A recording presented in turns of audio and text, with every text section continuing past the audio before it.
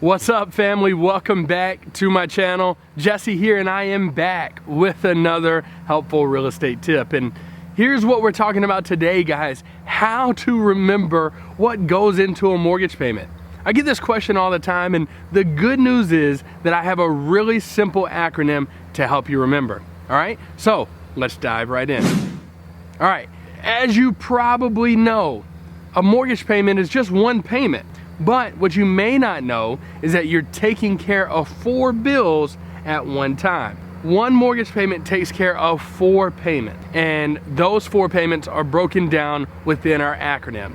What's our acronym? Well, it's PITI. P-I-T-I. And this is not pity like the bank has pity on you for paying a 30-year mortgage. No, but if that helps you remember it, go ahead and implant that into your memory. Let's start with P. P stands for principal. So let's say you got a $200,000 loan from the bank. What we're gonna do is we're gonna divide that number by the number of months within the loan term. So a common loan term these days is 30 years. There are 360 months within a 30-year loan, and all you have to do is take 200,000, divide it by 360, and that gives you the monthly amount that you're paying towards that overall loan each and every month. Okay?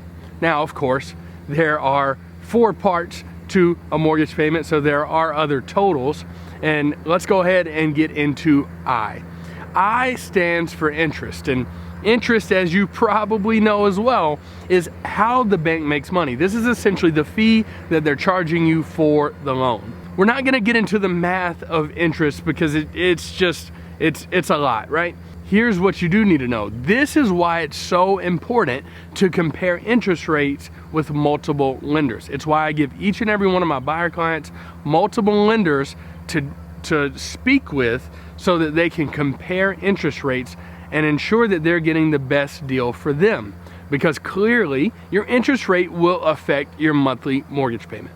Now on to T. T stands for taxes. So each and every year you're going to be billed for your property taxes on your home, and if you live within the city, you'll be billed for city and county taxes. If you live outside of the city limits, then just county taxes. But that bill comes due once a year, right? But you're going to make a monthly contribution towards that total, and what's going to happen is that the lender is going to take the money that you're paying each and every month and set it aside in what's called an escrow account. And when that bill comes due, they'll pay it for you. Okay? That's great news, right? You don't have to worry about figuring out how to pay for your property taxes. You're already doing it in your mortgage payment. All right? And the last letter, I, is very similar.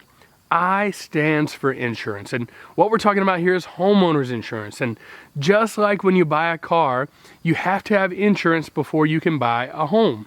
And whether that bill is due once a month or once a year, either way, the lender's going to take that money, set it aside into the escrow account, and pay that bill for you when it's due. So before we recap, let's talk a little bit more about escrow accounts. And here's the thing: on closing day, when you receive the closing disclosure, which is a full breakdown of the numbers and what you owe, and for the record, you'll get this several days before closing, but the final numbers are there in front of you on closing day. What you will see is that the lender is most likely going to require a couple of months of taxes and a couple of months of insurance set aside into the escrow account at closing. And the reason for this is because they want to go ahead and build up the reserves, because you're probably not going to make your first mortgage payment for another 30 or 60 days, okay? And so they want to be sure that some money is already in the account, the reserves are being built up, and the good news is that when you sell the home, if there's anything left over in that reserve account, you get it back, okay? It's not lost money, you do get it back, all right?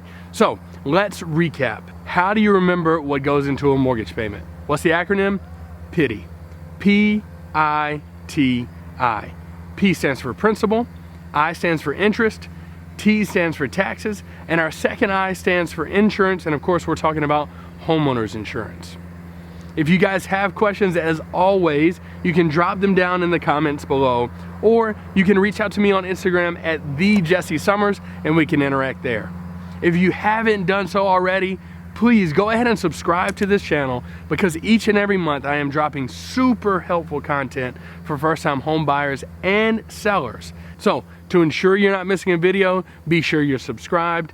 Tell your friends, tell your mama. But in the meantime, I appreciate you guys watching, and I love you.